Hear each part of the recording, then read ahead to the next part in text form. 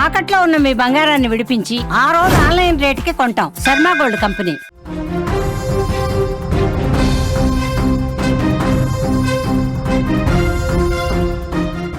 గుంటూరులో వర్ష బీభత్సం 25 నిమిషాల్లో 5 సెంటీమీటర్ల వర్షపాతం. నగరం మొత్తం జలమయమైంది. రోడ్లు కాలనీల్లో నడుములోతు నీరు. తీవ్ర ఇబ్బందులు పడతా ఉన్నారు ప్రజలు. విజువల్స్ లో కూడా మీరు చూస్తా ఉన్నారు. వరుసగా 2 రోజులు గుంటూరును వణికించిన భారీ వర్షం నగర ప్రజలను నిద్ర లేకుండా చేసింది. కేవలం 25 నిమిషాల వ్యవధిలోనే ఏకంగా 5 సెంటీమీటర్ల వర్షపాతం నమోదైందంటే పరిస్థితి ఎంత భయానకంగా ఉందో ఊహించుకోవచ్చు. ఈ కుండపోత వాన నగరంలో జనజీవనాన్ని పూర్తిగా అస్తవ్యస్తం చేసింది. లోతట్టు ప్రాంతాలు పూర్తిగా నీట మునిగాయి. ప్రధాన రహదారులు జలమయమైనటువంటి పరిస్థితి విజువల్స్లో మీరు చూస్తున్నారు. గుంటూరులో వరుసగా 2వ రోజు కూడా భారీ వర్షం కురిసింది. ఆకాశానికి చిల్లు పడిందా అన్నట్టుగా కుండపోతగా కురిసినటువంటి వాన గుంటూరు నగరాన్ని అతలాకుతలం చేసింది. ఇప్పటికే శనివారం కురిసిన వర్షానికి అనేక ప్రాంతాలు నీట మునిగాయి. ఇంకా ఆ నీరు బయటకు పోకముందే ఆదివారం మధ్యాహ్నం 3:30 నుంచి సుమారు గంటన్నర పాటు ఆగకుండా ఏకబిగిన దంచి కొట్టడంతో పరిస్థితి చాలా అంటే చాలా దారుణంగా మారిపోయింది. వర్షం ఆగిపోయినా నిలిచిపోయిన నీటితో ప్రజలు తీవ్ర ఇక్కట్లు పడ్డారు. పూర్తిగా రహదారులన్నీ కూడా మునిగిపోయిన పరిస్థితుంది. కాలనీలన్నీ కూడా చెరువులు తలపించిన పరిస్థితుంది. విజువల్స్లో ఒక్కసారి మీరు చూడండి. బైకు మొత్తం కూడా మునిగిపోయిందంటే ఎంత దారుణంగా ఉందో. ఎక్కడ గుంతుందో తెలియదు, ఎక్కడ మ్యాన్హోల్ ఉందో తెలియదు, ఎక్కడ లోతట్టుగా ప్రదేశం ఉందో తెలియని పరిస్థితుంది. వాహనదారులు చాలా అంటే చాలా ఇబ్బందికర పరిస్థితి ఏర్పడుతుంది.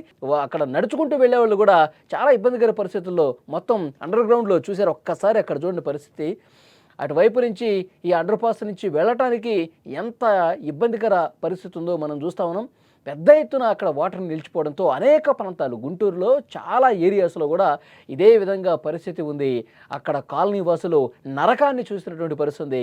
ఇళ్లలో కూడా వాటర్ వచ్చేసి ఇబ్బందులు పడ్డారు. ఈ ఇంట్లో నుంచి బయటకు వచ్చే కాలు బయట పెట్టలేని పరిస్థితి. చెరువులో మొత్తం ఒక పెద్ద చెరువులో కాలనీ మొత్తం ఉందా, ఒక పెద్ద చెరువులో ఇళ్ళన్నీ ఉన్నాయా అన్న స్థాయిలో అక్కడ వాటర్ నిలిచిపోయింది.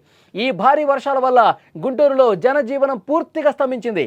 రహదారులతో పాటు అనేక కాలనీలు నీట మునిగాయి. చాలా చోట్ల 2 నుంచి 4 అడుగుల లోతులో వరద నీరు నిలిచిపోయింది.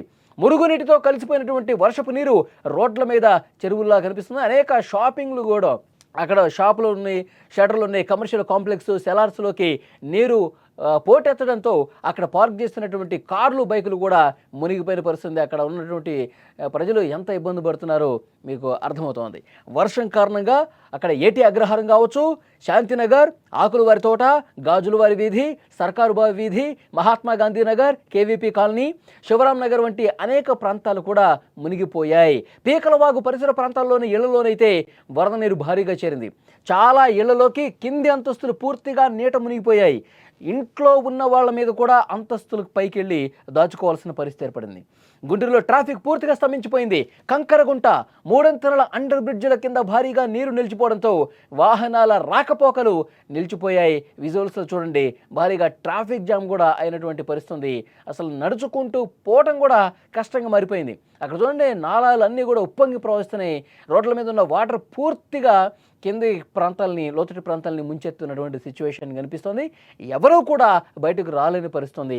గుంటూరు రైల్వే స్టేషన్లో కూడా భారీగా వరద వచ్చింది. కొన్ని రైళ్లు ఆలస్యంగా నడిచాయి. కలెక్టరేట్, ప్రభుత్వ కార్యాలయాలు, మెడికల్ కాలేజీ మొత్తం కూడా అన్నీ కూడా మునిగిపోయిన పరిస్థితుంది. రోడ్ల మీద కాలు తీసి కాలు పెట్టలేని పరిస్థితి అంటే ఎంత దారుణంగా ఉందో చూడండి. ఇంకా వర్షాలు పడే అవకాశం ఉంది. ఇంకా 2 రోజుల పాటు వర్షాలు ఉన్నట్టు చెప్తున్నారు. కొండపోతగా వర్షం కురిసే అవకాశం ఉందని చెప్తున్నారు. మళ్ళీ ఈ రోజు కూడా ఒక భీకరమైనటువంటి వర్షం కురిస్తే గుంటూరు మొత్తం కూడా మునిగిపోయే పరిస్థితి ఉందని చెప్పి అక్కడ స్థానికులు, అక్కడ కాలనీ వాసులందరూ కూడా భయం గుప్పిట్లో కాలం గడుపుతున్న పరిస్థితి. విజువల్స్లో మీరు చూడండి, ఆఫీసులకు వెళ్ళేవాళ్ళు, ఉదయం స్కూల్కి వెళ్ళేవాళ్ళు, కాలేజీలకు వెళ్ళేవాళ్ళు, పనులు చేసుకోవడానికి పోయేవాళ్ళు అందరూ కూడా నానా ఇబ్బందులు పడుతున్నారు. ఎందుకంటే పెద్ద ఎత్తున వాటర్ ఇంకా నిలిచిపోయింది. ఇంకా చాలా చోట్ల కూడా వాటర్ బయటకు పోలేని పరిస్థితి ఉంది. ఇంకా చాలామంది వరద గుప్పిట్లోనే ఆ కాలనీలు పూర్తిగా ఇళ్లలోకి వాటర్ వచ్చేసి అదే పరిస్థితుల్లో వాహనాలు కదలలేని పరిస్థితుల్లో ఇంకా అక్కడ సిచ్యువేషన్ కనిపిస్తుంది. అంబులెన్సులు కూడా ఆసుపత్రులకి పేషెంట్లు తీసుకుని వెళ్ళాలనే పరిస్థితి ఉంది. ఎందుకంటే అంత వాటర్లో ఎటువైపు రోడ్డు ఉందో కూడా తెలియనటువంటి పరిస్థితుల్లో అక్కడ చాలామంది కనిపిస్తూ ఉన్నారు.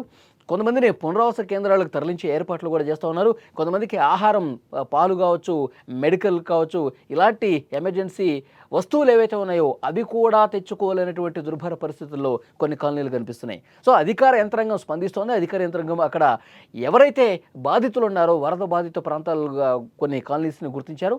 వాటికి అవసరమైనటువంటి సహకార కార్యక్రమాలు కూడా చేస్తూ ఉన్నారు. అధికారులు తమ వంతు ప్రయత్నం అక్కడ చేస్తున్నారు. నిలిచిపోయినటువంటి నీటిని బయటకు పంపించే ఏర్పాట్లు కూడా చేస్తున్నారు. ఇంకా వర్షాలు ఉన్నటువంటి నేపథ్యంలో జాగ్రత్తగా ఉండాలని సూచన చేస్తున్నారు.